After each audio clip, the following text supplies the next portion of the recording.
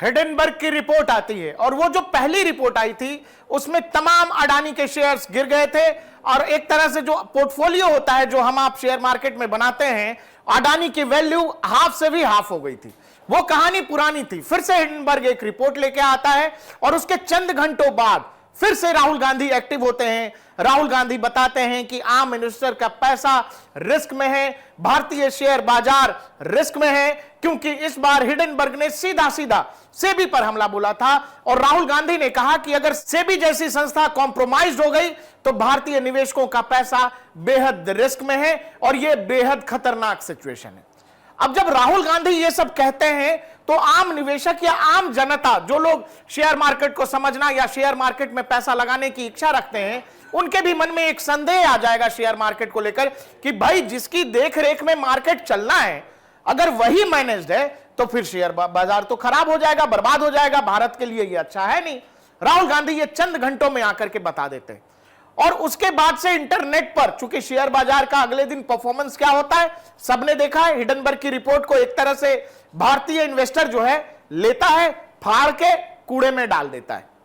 भारतीय इन्वेस्टर वो पहली बार की रिपोर्ट और अब की कहानी समझ चुका है। हमारी संस्थाओं, हमारी एजेंसीज, हमारे देश के ऊपर कोई विदेशी एजेंसी जो है रिपोर्ट नहीं जारी करेगी। हमारे यहां उस तरह की संस्थाएं हैं जो निगरानी करती हैं और भारतीय निवेशक ने इस बात की गंभीरता को समझा कि अगर सेबी के निशाने, सेबी डायरेक्ट निशाने पर है हिडेनबर्ग के, इसका मतलब सीधा सीधा यह है कि हिडेनबर्ग और सेबी के बीच कुछ ऐसा है जो हिडेनबर्ग भारतीय बाजार, भारतीय निवेशकों से वो बदला लेना चाहता है।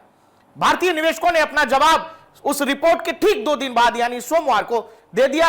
भारतीय बाजार में कोई भी गिरावट नहीं हुई और हर ग्राफ में जो है बाजार ग्रीन दिखा। लेकिन उसके बाद से इंटरनेट पर एक मीम शेयर होने लगा राहुल गांधी को लेकर।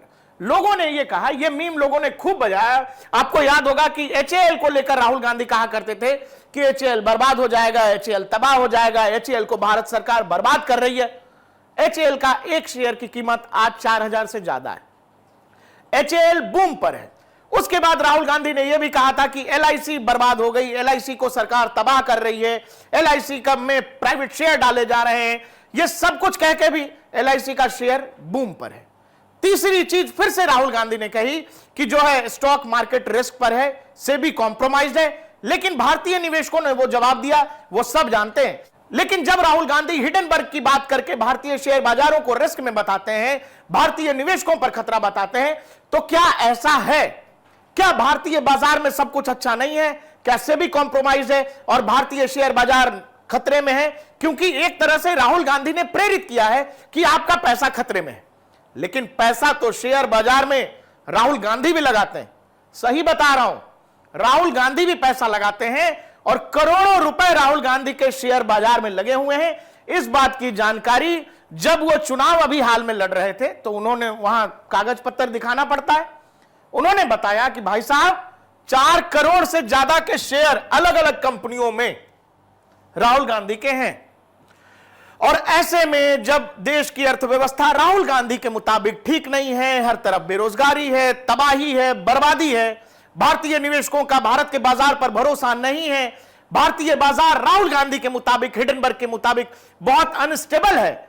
इस अस्थिरता के भी मौके पर, इस तबाही वाले मंजर में भी राहुल गांधी के मुताबिक, सब कुछ खराब होने के मुताबिक, राहुल गांधी पिछले 5 महीने में शेयर बाजार से करीब करीब 50 लाख रुपए सीधे बना लेते हैं। अब यह बड़ी अजीब बात है। जिस देश में सब कुछ ठीक नहीं है, जिस देश का मार्केट अस्थिर है, जिस देश में सेबी कॉम्प्रोमाइज्ड है, जिस देश में लोग केवल एक सरकार जो है केवल एक उद्योगपति के लिए काम कर रही है, जिस देश का बाजार बिल्कुल भी ठीक नहीं है, आपका पैसा खतरे में है, उस खतरे वाले मार्केट में राहुल गांधी ने अपने 4 करोड़ से ज्यादा पैसे इन्वेस्ट करके रखे हैं और खुद के 4 करोड़ से पिछले 5 महीने में 50 लाख रुपए के आसपास बना चुके हैं। राहुल गांधी अस्थिर, राहुल गांधी के मुताबिक अनस्टेबल और खतरे वाले भारतीय शेयर बाजार से तो 5 महीने में 50 लाख रुपए बना रहे हैं।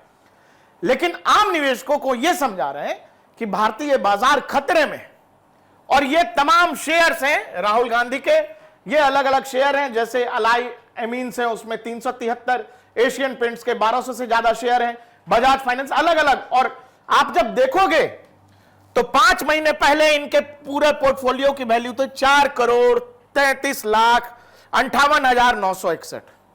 आज की डेट में राहुल गांधी का पोर्टफोलियो हो गया है 4,80,08,667। करीब करीब ये 46 लाख का सीधा मुनाफा है राहुल गांधी के पोर्टफोलियो पर।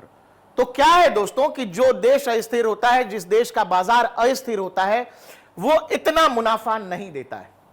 राहुल गांधी अपने ही पोर्टफोलियो से यह समझ सकते हैं कि हिडेनबर्ग की रिपोर्ट और उसकी हिडन एजेंडे में कितना फर्क है, लेकिन राहुल गांधी और कांग्रेस ये समझना नहीं चाहते। वो एक झूठ एक तरह का हमारे आपके बीच प्रसार करना चाहते हैं, जिससे देश में असंतोष, अविश्वास का एक माहौल बने, भारतीय बाजार के खिलाफ थोड़ी सी अस्थिरता होए और फिर वो बता सके कि हमने बताया था। लेकिन राहुल गांधी का पोर्टफोलियो ही खुद बता रहा है कि भारतीय बाजार, भारतीय निवेशकों का पैसा और भारत सब स्थिर है और भारत प्रगति की राह पर है। अब राहुल गांधी खुद 50 लाख रुपया बना रहे हैं, लेकिन हमको आपको पैसा लगाने से मना कर रहे हैं।